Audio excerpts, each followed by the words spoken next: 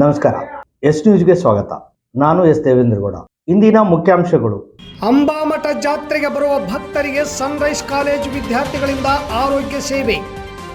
ಬಡವರ ಯೋಜನೆಗಳ ರದ್ದುಪಡಿಸುವಂತೆ ಶಾಸಕ ಹಂಪನಗೌಡ ಬಾದರ್ಲಿ ಪತ್ರ ಬರೆದಿದ್ದು ಸರಿಯೇ? ಅಧಿಕಾರಿಗಳ ತಾರತಮ್ಯ, ಸಿಎಂ ಕಾರ್ಯಕ್ರಮಕ್ಕೆ ಆಹ್ವಾನಿಸಿ ಕರೆಯದೆ ಅವಮಾನ, ಗ್ರಾಮ ಪಂಚಾಯಿತಿ ಅಧ್ಯಕ್ಷ ಆಕ್ರೋಶ. Shri Basava nursing paramedical college ವಿದ್ಯಾರ್ಥಿಗಳಿಂದ ಅಂಬಾ ಜಾತ್ರೆಯಲ್ಲಿ ಸಮಾಜಮುಖಿ ಕೆಲಸ, ಭಕ್ತರ ಮೆಚ್ಚುಗೆ. ಮನರೇಗಾ ಕಾಯ್ದೆ ಮತ್ತು ಹಕ್ಕು ತೆಗೆದು ಹಾಕಿದ್ದು ಸರಿಯಲ್ಲ, ಹಿಂಪಡೆಯಲು ಕೃಷಿ ಕಾರ್ಮಿಕರ ಸಂಘ ಒತ್ತಾಯ.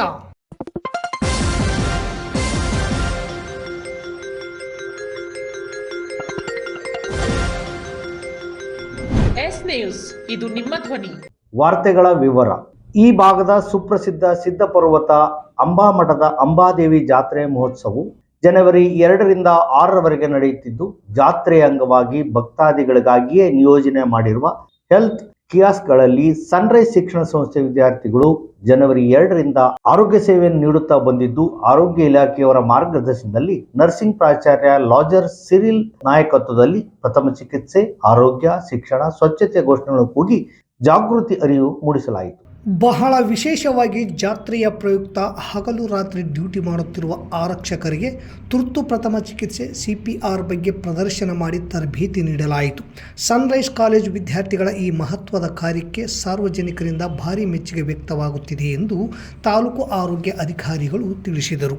ಇದೇ ವೇಳೆ ಅಂಬಾಮಠದ ಯಾತ್ರಾ ನಿವಾಸದ ಹತ್ತಿರ ಮೂರ್ಛೆ ರೋಗದಿಂದ ಒಬ್ಬ ವ್ಯಕ್ತಿ ಕೆಳಗೆ ಬಿದ್ದು ಒದ್ದಾಡುತ್ತಿರುವುದನ್ನು ಕಂಡ ಸನ್ರೈಸ್ ಕಾಲೇಜು ವಿದ್ಯಾರ್ಥಿಗಳು ತುರ್ತಾಗಿ ಸ್ಪಂದಿಸಿ ಜನರ ಗುಂಪನ್ನು ಚದುರಿಸಿ ಪ್ರಥಮ ಚಿಕಿತ್ಸೆ ನೀಡಿ ಸುರಕ್ಷಿತ ಪ್ರದೇಶಕ್ಕೆ ಕಳುಹಿಸಿದರು.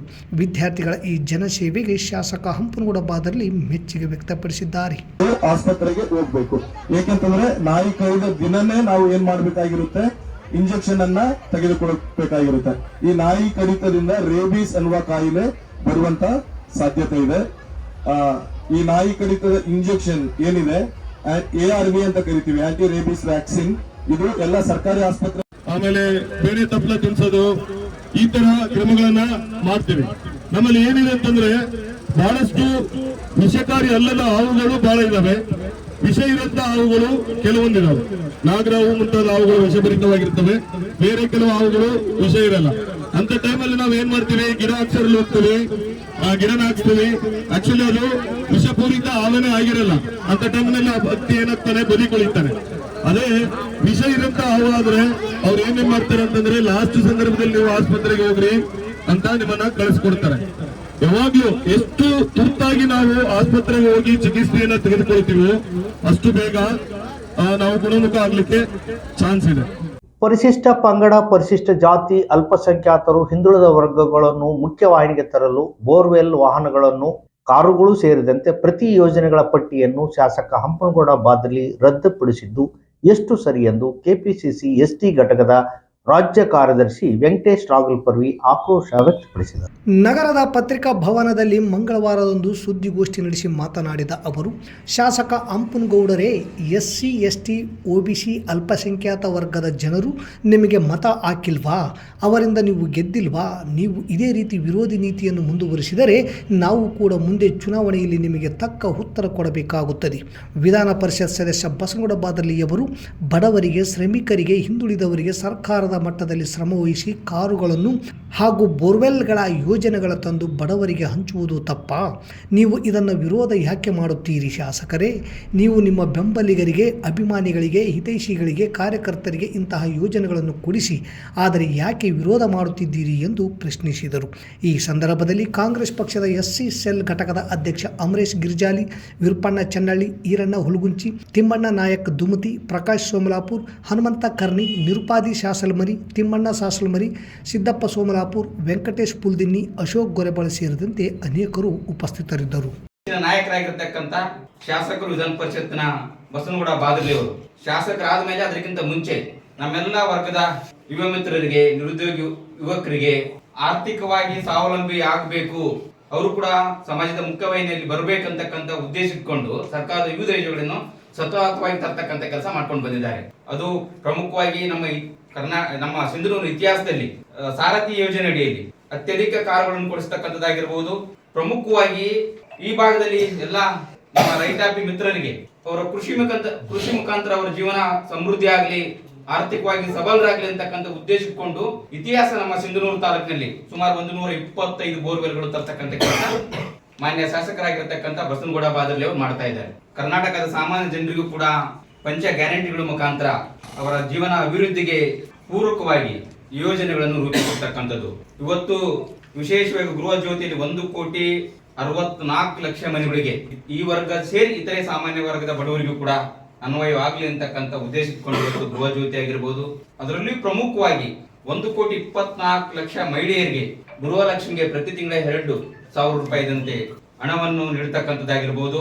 ಜೊತೆಗೆ ಇತರೆ 3 ಯೋಜನೆಗಳು, ಪ್ರಮುಖವಾದಂತಹ 3 ಯೋಜನೆಗಳನ್ನು ಕೂಡ ಇವತ್ತು ಸಾಮಾನ್ಯರಿಗೆ ತಲುಪಲಿ ಅಂತಕ್ಕಂಥದ್ದು ಉದ್ದೇಶಿಸಿಕೊಂಡು ಇವತ್ತು ಕಾಂಗ್ರೆಸ್ ಪಕ್ಷ ಅನುಷ್ಠಾನ ಮಾಡ್ತಾ ಇದೆ. ತಾಲೂಕಿನ ಅಂಬಾಮಠ ಜಾತ್ರೆ ಸಮಯದಲ್ಲಿ ಮುಖ್ಯಮಂತ್ರಿ ಕಾರ್ಯಕ್ರಮಕ್ಕೆ ನಮ್ಮನ್ನು ಆಹ್ವಾನಿಸಿ ವೇದಿಕೆಗೆ ಕರೆಯದೆ ತಹಸೀಲ್ದಾರ್ ಹಾಗೂ ತಾಲೂಕು ಪಂಚಾಯತಿಯವರು ಅವಮಾನಿಸಿದ್ದಾರೆ ಎಂದು ಒಳಬಳ್ಳಾರಿ ಗ್ರಾಮ ಪಂಚಾಯತ್ ವ್ಯಾಪ್ತಿಯ ಎದ್ದಲ್ದೊಡ್ಡಿ ಗ್ರಾಮ ಪಂಚಾಯತ್ ಅಧ್ಯಕ್ಷೆ ಮೂಕಾಂಬಿಕೆ ಗಂಡ ಭೀಮಣ್ಣ ನಾಯಕ್ ಆರೋಪ ಮಾಡಿದರು. ಮಂಗಳವಾರ ನಗರದ ಪತ್ರಿಕಾ ಭವನದಲ್ಲಿ ಸುದ್ದಿಗೋಷ್ಠಿ ನಡೆಸಿ ಮಾತನಾಡಿದರು. ಕಾರ್ಯಕ್ರಮದ ಆಹ್ವಾನ ಪತ್ರಿಕೆ 2 ಇದೆ. ಒಂದರಲ್ಲಿ ಹೆಸರು ಇದೆ, ಇನ್ನೊಂದರಲ್ಲಿ ಹೆಸರು ಇಲ್ಲ. ಇದು ಏನು ತೋರಿಸುತ್ತದೆ? ಶಿಲಾನ್ಯಾಸದ ಕಲ್ಲಿನಲ್ಲಿ ಹೆಸರಿದೆ, ಆದರೂ ವೇದಿಕೆಗೆ ಆಹ್ವಾನಿಸದೆ ನಮಗೆ ಅವಮಾನ ಮಾಡಿದ್ದಾರೆ. ದಸರಾ ಕಾರ್ಯಕ್ರಮದಲ್ಲಿ ಪ್ರತಿ ಪಂಚಾಯಿತಿಯಿಂದ 1 ಲಕ್ಷ ರೂಪಾಯಿ ಕೊಡುವಂತೆ ಹೇಳಿದ್ದರು. ಆಗ ಕೂಡ ನಮಗೆ ವೇದಿಕೆಗೆ ಕರೆಯದೆ ಅವಮಾನ ಮಾಡಿದ್ದಾರೆ. ಅಂಬಾಮಠದ ಕಾರ್ಯಕ್ರಮದಲ್ಲಿ ಜಿಲ್ಲಾಧಿಕಾರಿ ನಿತೀಶ್ ಕೆ, ತಹಸೀಲ್ದಾರ್ ಅನುಕುಮಾರ್ ದೇಸಾಯಿ, ಇಒ ಚಂದ್ರಶೇಖರ್ ಇದ್ದರು ಮತ್ತು ವಿಶೇಷ ಭೂ ಸ್ವಾಧೀನಾಧಿಕಾರಿ ಶ್ರುತಿ ಕೆ ಅವರೇ ನಿರೂಪಣೆ ಮಾಡಿದರೂ ಕೂಡ ಇದು ತಿಳಿಯಲಿಲ್ವಾ? ಇವರ ನಡೆ 3-4 ಗ್ರಾಮ ಪಂಚಾಯಿತಿಗಳ ಅಧ್ಯಕ್ಷರಿಗೆ ಬೇಸರ ತರಿಸಿದೆ ಎಂದರು. ನಾಯಕ ಸಮುದಾಯ ಕಾರಣಕ್ಕೆ ಅಥವಾ ಪಕ್ಷದ ಕಾರಣಕ್ಕೆ ನಮ್ಮನ್ನು ನಿರ್ಲಕ್ಷ್ಯ ಮಾಡಿದ್ದಾರೇನೋ ಎಂಬುದು ತಿಳಿಯುತ್ತಿಲ್ಲ ಎಂದು ತಮ್ಮ ಆಕ್ರೋಶ ಹೊರಹಾಕಿದರು. ಈ ಸಂದರ್ಭದಲ್ಲಿ ಭೀಮಣ್ಣ ನಾಯಕ್, ಬಿಜೆಪಿ ನಗರ ಘಟಕದ ಅಧ್ಯಕ್ಷ ಸಿದ್ದರಾಮೇಶಿ ಮನ್ನಾಪುರ್, ಗ್ರಾಮೀಣ ಮಂಡಲ ಅಧ್ಯಕ್ಷ ಯಂಕೋಬ ರಾಮತ್ತಾಳ್ ಹಾಗೂ ಚಿದಾನಂದಪ್ಪ ಜವಳಗೇರ ಉಪಸ್ಥಿತರಿದ್ದರು. ನಾವು ಲಾಸ್ಟ್ ಕಾರ್ಡ್ ಕೊಟ್ಟಿದ್ದಾರೆ ಅಂತ ಕಾರ್ಡ್ ತೋರಿಸಿದ್ವಿ. ಒಬ್ರು ಏನ್ ಮಾಡಿದ್ರು ಅದ್ರೊಳಗೆ, ಆಯ್ತು ಮೇಡಮ್ ಅವರೇ ನೀವು ಇಲ್ಲೇ ನಿಲ್ರಿ, ಹೋಗಿ ಕೇಳಿ ಬರ್ತೀವಿ ಅಂತ ಅಲ್ಲಿ ಹೋಗಿ US ಸರ್, ತಹಸೀಲ್ದಾರ್ ಸರ್ ಎಲ್ಲರೂ ಇದ್ರಲ್ಲಿ ಹೋದ್ರು. ಹೋಗಿ ಕೇಳಿದ್ರೆ, ಇಲ್ರಿ ಮೇಡಮ್ ಈ ಕಾರ್ಡಲ್ಲಿ ನಿಮ್ಮ ಹೆಸರಿದೆ, ಈ ಕಾರ್ಡಲ್ಲಿ ಇಲ್ಲ, ನಾವು ಬಿಡಂಗಿಲ್ಲ ಒಳಗೆ ಅಂತ ಹೇಳಿದ್ರು. ಅವ್ರು 2 ಕಾರ್ಡ್ ಮಾಡೋದಕ್ಕೆ ಏನು ಕಾರಣ? ನಮಗೆ ಕೊಟ್ಟಾರ ಗೆಸ್ಟ್ ಆಗಿ ಅಂತಂದ್ರೆ ಇದ್ರೆ ನಮ್ದು ಹೆಸರು ಇರ್ಬೇಕಲ್ಲ. ನೇರವಾಣಿ ಯಾರು ತಾಲೂಕ್ ಪಂಚಾಯತ್ ಇಒನ ಅಥವಾ ತಹಸೀಲ್ದಾರ್, ಅದು ತಾಲೂಕ್ ಪಂಚಾಯತ್ ಮತ್ತು ಮುಜರಾಯಿ ಇಲಾಖೆ ಸಹಯೋಗದಿಂದ ನಡೆದಂತ ಕಾರ್ಯಕ್ರಮ. ಮುಜರಾಯಿ ಇಲಾಖೆ ಮುಖ್ಯಸ್ಥ ತಹಸೀಲ್ದಾರನೇ. ಮತ್ತೆ ಏನು ಇವ್ರು ಜಾತಿ ವ್ಯವಸ್ಥೆ ಒಳಗೆ ಮಾಡ್ತಾರಂತ ನಮ್ಮ ಉದ್ದೇಶ. ಅದ್ರ ವಿರುದ್ಧ ಜಾತಿ ಟೋಟಲಿ 3 ಜನರನ್ನ 3 ಪಂಚಾಯತ್ಗಳು ಆಹ್ವಾನ ಮಾಡಿದ್ರು. 3 ಕರೆದೇ ಇಲ್ಲ. ಬಂದಿದ್ರಿ ಕೃಷ್ಣವ್ರು ಅಲ್ಲಿ ಯಾರೋ ಅನ್ಪಟ್ಟವರು ಸ್ವಾಗತ ಮಾಡಿದವರಲ್ಲ. ಒಬ್ಬ KS ಅಧಿಕಾರಿ, ರೈಲ್ವೆ ಭೂ ಸ್ವಾಧೀನ ಅಧಿಕಾರಿ, ಅವರೇ ಸ್ವಾಗತ ಮಾಡಿದವರು. ಅವ್ರ ಹೆಸರನ್ನು ಕರೆದಿಲ್ಲ, ಅಲ್ಲಿ ಎಲ್ಲಿದಾರಂತ ಕೇಳಿಲ್ಲ, ಪಾಸನ್ನು ಕೊಟ್ಟಿಲ್ಲ.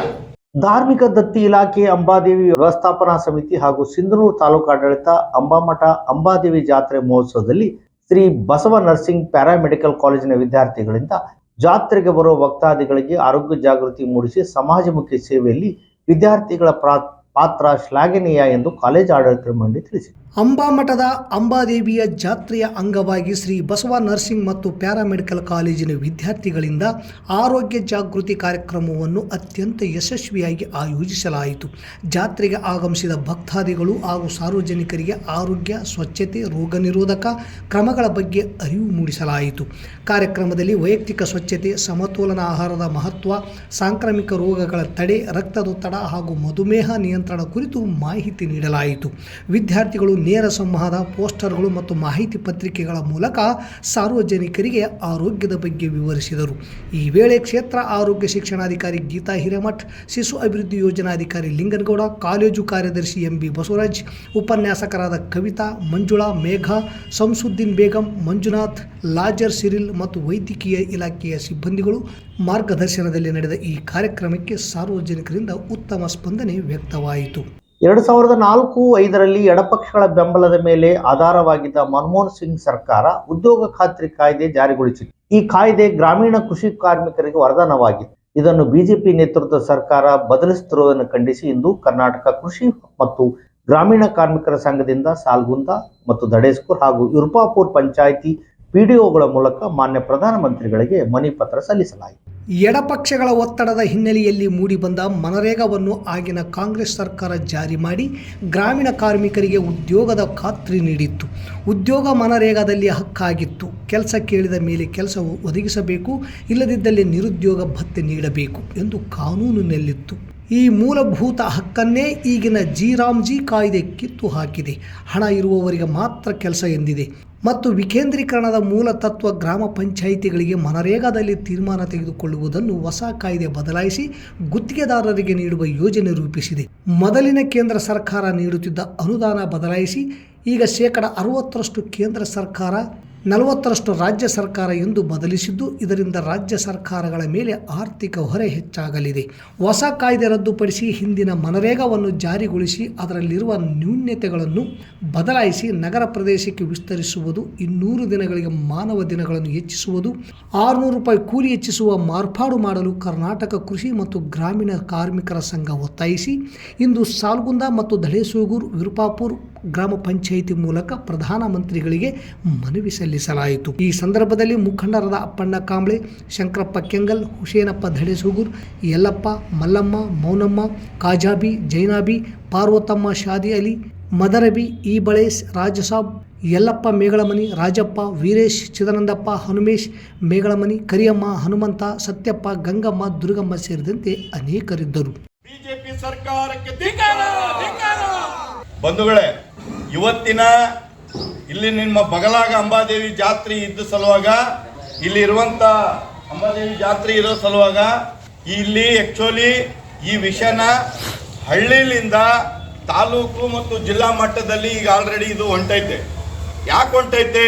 ದುಡಿಯುವ ಜನರಿಗೆ ಉದ್ಯೋಗ ಖಾತ್ರಿ ಯೋಜನೆ ಅಂತೇಳಿ 2005ರಲ್ಲಿ ಕೇಂದ್ರದ ಯುಪಿ ಸರ್ಕಾರ ಮತ್ತು ಮನಮೋಹನ್ ಸಿಂಗ್ ಸರ್ಕಾರಕ್ಕೆ ನಮ್ಮ CPM ಪಕ್ಷದ ಎಂಪಿಗಳು, ಕೇರಳ, ತ್ರಿಪುರ, ಪಶ್ಚಿಮ ಬಂಗಾಳದ ಎಂಪಿಗಳು 2005ರಲ್ಲಿ ಮನಮೋಹನ್ ಸಿಂಗ್ ಸರ್ಕಾರಕ್ಕೆ ಬೆಂಬಲವನ್ನು ಕೊಟ್ಟು ಅಂದಿನ ದಿನದಲ್ಲಿ ಈ ದೇಶದ ಕೂಲಿಕಾರರು, ರೈತರು, ವಿದ್ಯಾರ್ಥಿ, ಯುವ ಜನರಿಗೆ ಕೆಲಸ ಸಿಗಬೇಕು. ಸಿಂಧನೂರು ಶಾಖೆಯ ಆತಿಥ್ಯದಲ್ಲಿ ನಡೆದ ಕರ್ನಾಟಕ ಉತ್ತರ ಪ್ರಾಂತ ಮಟ್ಟದ ಒಂದು ದಿನದ ಮಾತೃಶಕ್ತಿ ಸಂಗಮ ನಗರದ ಗೋಸ್ವಾಮಿ ಕಲ್ಯಾಣ ಮಂಟಪದಲ್ಲಿ ಪೂಜ್ಯ ನಿರ್ಭಯಾನಂದ ಸರಸ್ವತಿ ಶ್ರೀಗಳು, ಅಧ್ಯಕ್ಷರು ರಾಮಕೃಷ್ಣ ಆಶ್ರಮ ವಿಜಯಪುರ ಮತ್ತು ಗದಗ ಅವರು ಉದ್ಘಾಟಿಸಿ ಮಾತೃಶಕ್ತಿಯ ಜಾಗೃತಿಗೆ ಕರೆ ನೀಡಿದರು. ಉದ್ಘಾಟನೆ ಸಮಾರಂಭದಲ್ಲಿ ಭಾರತ ವಿಕಾಸ ಪರಿಷತ್ತಿನ ರಾಷ್ಟ್ರೀಯ ಸಂಚಾಲಕರಾದ ಸ್ವಾತಿ ಗೋಡೆಕರ್, ಬೆಳಗಾವಿ ಮತ್ತು ವಲಯ ಸಂಚಾಲಕರಾದ ಜಾನಕಿ ಪುರೋಹಿತ್ ರಾಯಚೂರು ಅವರು ಮಾತನಾಡಿ ಪರಿಷತ್ತಿನ ಕಾರ್ಯಚಟುವಟಿಕೆಗಳನ್ನು ವಿವರಿಸಿದರು.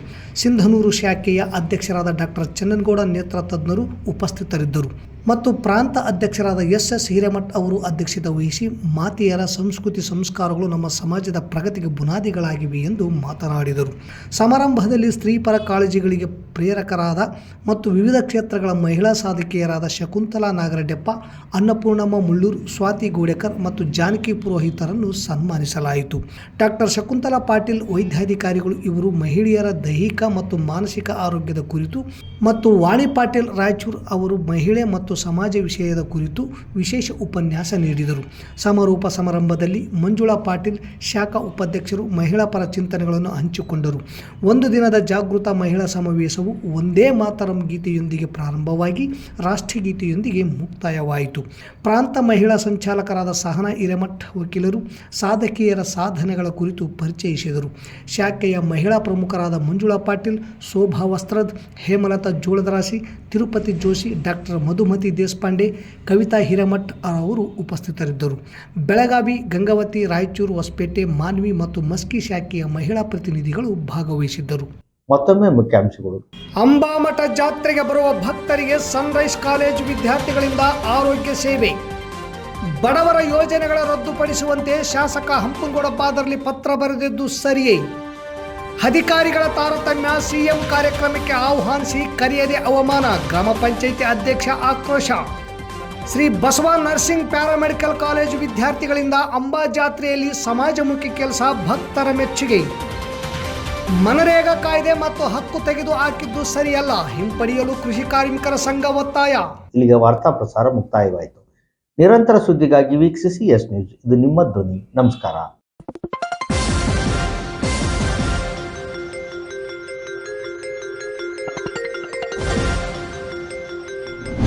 ನ್ಯೂಸ್ ಇದು ನಿಮ್ಮ ಧ್ವನಿ.